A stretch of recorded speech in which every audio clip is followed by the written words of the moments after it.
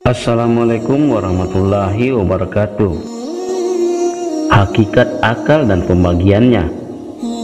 Pahamilah bahwa hakikat akal pada manusia merupakan sebuah kata yang mempunyai 4 pengertian atau makna yang sama-sama disepakati. Pengertian pertama, akal adalah sifat yang mampu membedakan eksistensi manusia dari binatang. Akal yang difungsikan dengan baik akan menunjuki manusia ke jalan ilmu yang bersifat teori untuk kemudian memahami pemikiran yang bersifat abstrak. Pengertian yang kedua, akal adalah hikmah atau kebijaksanaan yang mulai muncul pada masa kanak-kanak, kemudian tumbuh seiring dengan pertumbuhan usia. Contohnya, seseorang akan mengetahui dengan nalurinya bahwa 2 lebih banyak daripada 1, atau seseorang mustahil berada di 2 tempat yang berbeda dalam waktu yang bersamaan, dan seseorang akan mengetahui bahwa sesuatu yang dihalalkan selalu tidak sama dengan apa yang diharamkan. Pengertian yang ketiga, akal adalah pengetahuan yang didapat melalui pengalaman yang berjalan. Jadi, orang yang menemukan pengalaman baru dan mendapatkan pelajaran dari pengalaman tersebut lalu dididik oleh waktu yang berjalan, maka melalui semua proses dimaksud, ia akan disebut sebagai orang yang berakal.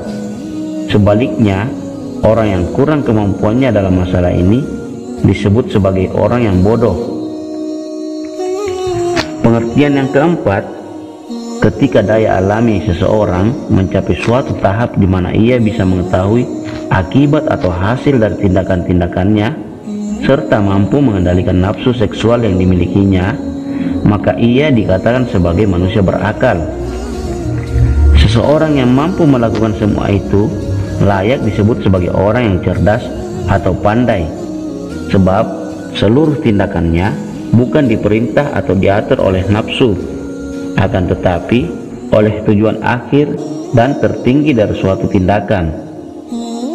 Pengertian akal yang pertama merupakan dasar dan sumbernya, sedangkan pengertian yang kedua merupakan cabang akal dan mendekati pengertian pertama.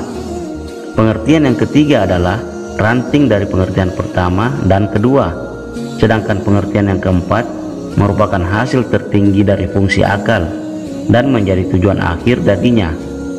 2 pengertian pertama timbul disebabkan oleh faktor alamiah, adapun 2 pengertian yang terakhir harus diupayakan dan dicari untuk bisa mencapainya. Sebagaimana perkataan Sayyidina Ali karramallahu wajahu pernah berkata, akal manusia itu ada 2 tingkatan, yaitu akal alamiah dan akal daya pikir yang untuk mendapatkannya harus melalui proses pencarian terlebih dahulu. Akal yang untuk mendapatkannya harus melalui proses pencarian terlebih dahulu tidak akan berguna tanpa adanya pondasi dari akal yang alamiah. Laksana cahaya matahari tidak akan ada gunanya jika cahaya pada mata manusia tiada terbuka atau buta. Pengertian akal yang pertama dapat dipahami dari hadis berikut ini. Rasulullah Shallallahu Alaihi Wasallam pernah bersabda, Allah tidak menciptakan sesuatu yang lebih berharga terhormat daripada akal. Sedangkan pengertian akal yang keempat dapat disimpulkan dari hadis berikut ini. Pada saat seseorang mendekati pintu agama dan memasuki wilayah akhlak yang mulia, maka ia mulai menghampiri kesempurnaan pada pemfungsian akalnya. Rasulullah Shallallahu Alaihi Wasallam juga pernah bersabda kepada Abu Al-Darda radhiyallahu anhu, tingkatkan kualitas akalmu atau daya pikirmu, niscaya kedekatanmu kepada Allah Azza wa Jalla akan ikut meningkat pula. Lalu Abu Al-Darda mengajukan pertanyaan kepada beliau, demi ayah dan ibuku, lalu bagaimana dengan kondisi pemahaman akalku ini menurut Anda, ya Rasulullah? Beliau menjawab dengan berpesan, hindarilah segala bentuk perkara yang dilarang Allah Azza wa Jalla dan tunaikan kewajiban yang diperintahkan olehnya. Dengan melakukannya, engkau akan menjadi orang yang pandai memanfaatkan fungsi anugerah berupa akal. Di samping itu, lakukanlah perbuatan baik. Niscaya kehormatan serta kemasyhuraanmu di dunia ini akan bertambah dan engkau akan memperoleh kedekatan dengan Allah Azza wa Jalla serta kemuliaan di akhirat kelak.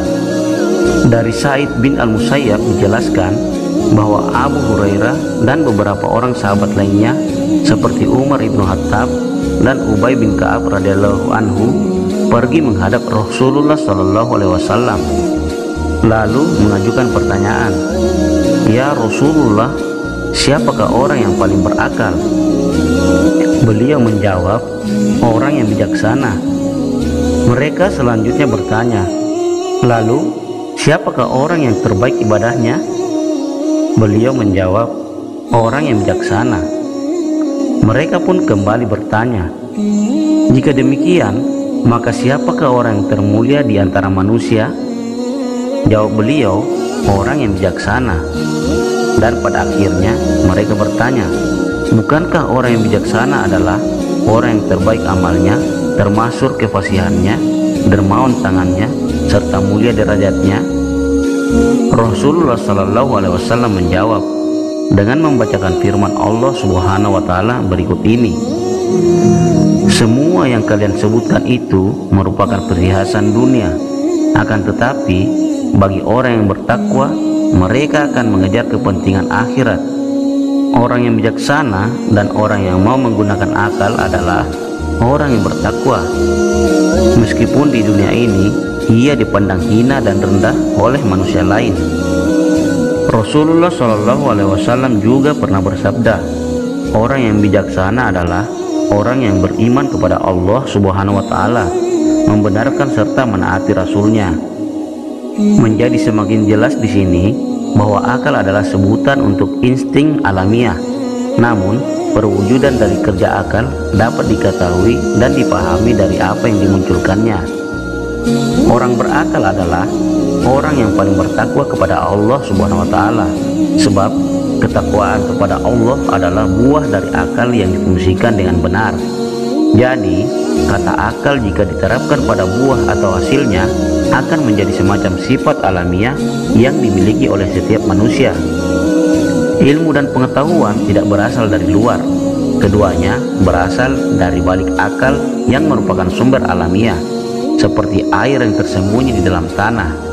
Apabila sumur digali, air akan memancar keluar dari dalamnya dan bukan sesuatu yang baru yang kemudian dituangkan di atasnya. Demikianlah hakikat akal dan pembagiannya yang dituangkan dalam kitab Ihya Ulumuddin karya Imam Al-Ghazali. Semoga bermanfaat. Assalamualaikum warahmatullahi wabarakatuh.